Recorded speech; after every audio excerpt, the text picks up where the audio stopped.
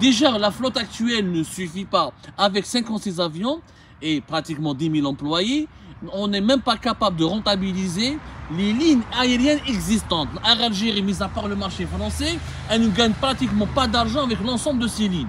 Déjà sur le marché espagnol, belge, européen et pour l'Amérique du Nord, avec 3-4 vols par semaine pour Montréal, Air Algérie n'a absolument pas... elle n'est pas rentable. Déjà, les lignes existantes ne sont pas rentables. Donc, كيفاش تروح لأديس أبيبا وتروح لجوهانسبورغ؟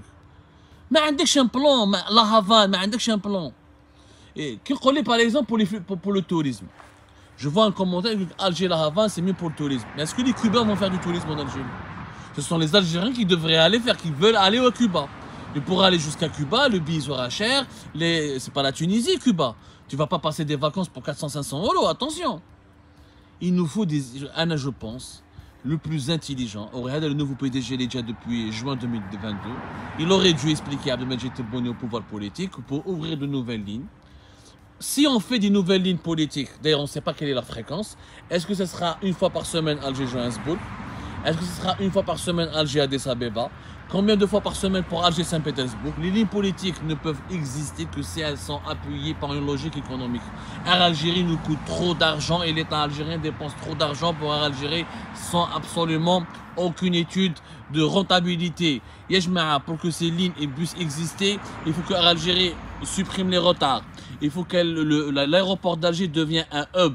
Oui, c'est possible que Alger Addis Abeba soit intéressante. À partir d'où il y a des Européens par exemple. Air Algérie, si elle arrive à vendre des billets pas chers, des Français, des Espagnols, des Allemands, des Anglais, ils peuvent venir de Londres, de Francfort, de Paris, de Marseille. Ils descendront sur Alger pour faire escale et aller ensuite jusqu'à Addis Abeba. Ça c'est intéressant. Mais est-ce qu'Air Algérie est capable d'avoir une politique tarifaire dans ce sens-là? Est-ce qu'Air Algérie peut bien accueillir ses voyageurs européens sur Alger, avec des salons VIP, avec une business class, avec des restaurants dignes de ce nom, avec une prise en charge locale? Est-ce qu'il n'y aura pas de retard Alger-Paris, Alger-Addis Abeba? La même chose pour Johannesburg. Oui, il y a des voyageurs occidentaux qui veulent aller en Afrique du Sud. Il y a des voyageurs asiatiques qui peuvent venir par exemple de Pékin ou là du Moyen-Orient pour aller à Johannesburg. Et c'est très cher peut-être d'aller avec Emirates, et c'est très cher d'aller avec l'Etihad ou avec le Qataria. Air Algérie peut concurrencer ces compagnies internationales, mais il faut des prestations de services derrière. Il faut une véritable politique de marketing. Il faut avoir la flotte, il faut avoir des avions modernes, prêts pour cela, et qui sont dédiés, c'est ce qu'on appelle ça le long courrier. C'est des avions de long courrier. Un avion qui fait Alger-Paris n'est pas adapté à faire Alger-Addis Abeba, Alger-Johannesburg ou Alger-La Havane. Il faut des avions qui soient uniquement dédiés pour le long courrier. Déjà, les avions de long courrier à Algérie les utilisent pour Montréal et Pékin et elle n'a pas une offre suffisante. La ligne Alger-Pékin marche bien parce qu'il y a beaucoup de travailleurs chinois à Alger. Ils prennent souvent les avions sont remplis, notamment lors des périodes des congés pour les travailleurs chinois, lors des fêtes nationales pour les Chinois. Ils font souvent les va-et-vient entre Pékin et l'Algérie. Mais Montréal, on a du mal à la rentabiliser, à l'exception des vacances et des périodes de vacances scolaires. Les membres de la communauté algérienne à Montréal ne voyagent pas beaucoup vers le pays, ça coûte très très cher. Effectivement, on aurait pu utiliser, l'Algérie devrait être une passerelle entre des pays de l'Afrique subsaharienne qui n'ont pas de compagnie aérienne développée, qui voudront aller vers l'Amérique du Nord, vers l'Europe. On n'a pas réussi. Par exemple, il n'y a jamais eu une grande réussite pour Air Algérie, pour les voyageurs qui sont à Niamey, à Ouagadougou, à Dakar ou à Nouakchott. Ils préfèrent aller avec la RAM, la Royal Air Maroc pour aller en Europe ou là en Amérique du Nord que d'aller avec Air Algérie. Parce qu'Air Algérie, les billets sont toujours chers, beaucoup de retard, de mauvaises prestations. Quand ils font escale à Alger, il faut voir les étrangers quand ils font escale à Alger. Surtout les voyageurs de l'Afrique subsaharienne. Ils sont maltraités par les douanes algériennes, ils sont maltraités par la police aux frontières algériennes. Donc il n'y a pas de politique globale qui permettra à l'Algérie de profiter de ces nouvelles lignes.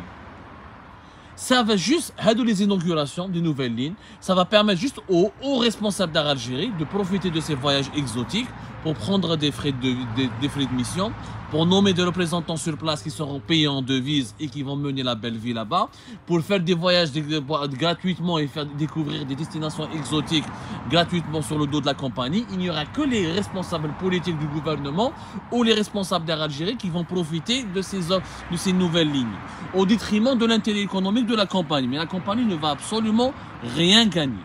Elle va encore perdre de l'argent et elle va encore renforcer sa mauvaise réputation parce qu'elle ne pourra pas, vu le management actuel, comment elle est managée, comment elle est gouvernée actuellement à Algérie, elle ne pourra pas attirer des voyageurs occidentaux, une nouvelle classe de voyageurs internationaux.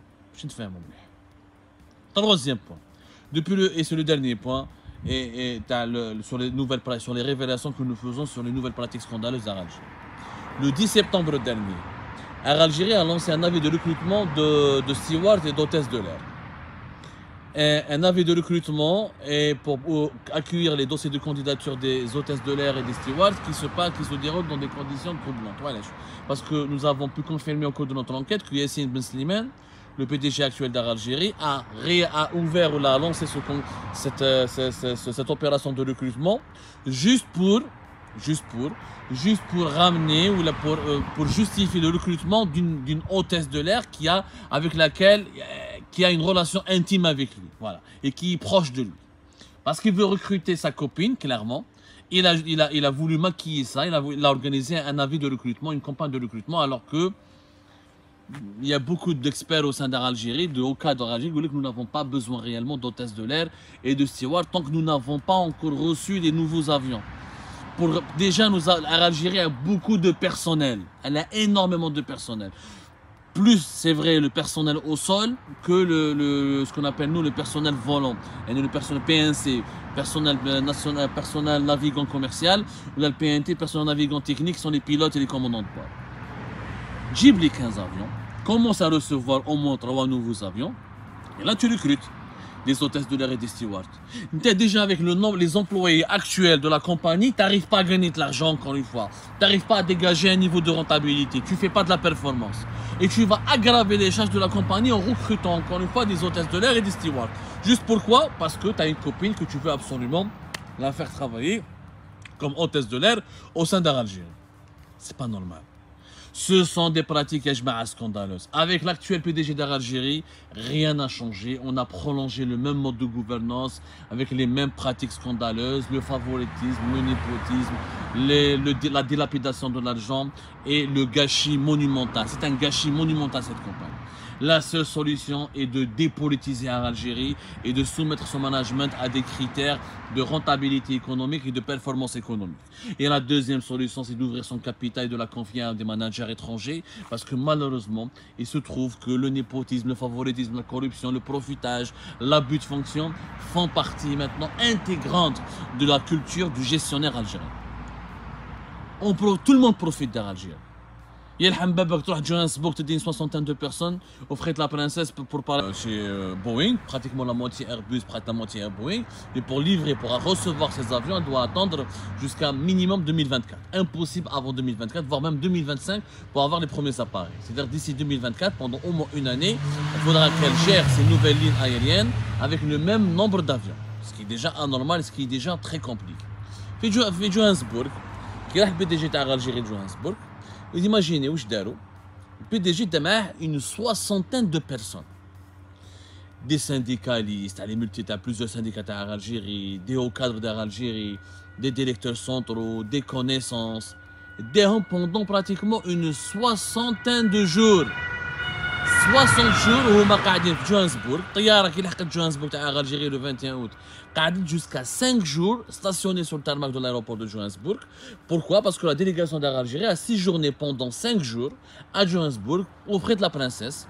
L'avion donc qui nous a coûté, un avion qui est immobilisé, donc c'est un avion qui ne va pas voler, qui ne va pas piloter, qui ne va pas pouvoir utiliser pour une ligne aérienne transporter des passagers. Donc c'est de l'argent qui est perdu, c'est beaucoup d'argent qui est perdu. Zed, une forte délégation en place. On ne sait pas si elle a été prise en charge par Algérie. En tout cas, c'est sûr que les Sud-Africains ne les ont pas invités pour rester aux frais de la princesse pendant 5 jours. Ça ne se fait pas. Pendant 5 jours, on va faire l'Afrique du Sud, on va faire Johannesburg. 5 jours. واش كانوا يديروا في Johannesburg الله أعلم. Pourquoi immobiliser un avion pendant 5 jours? Pour quel but? Sans calculer les pertes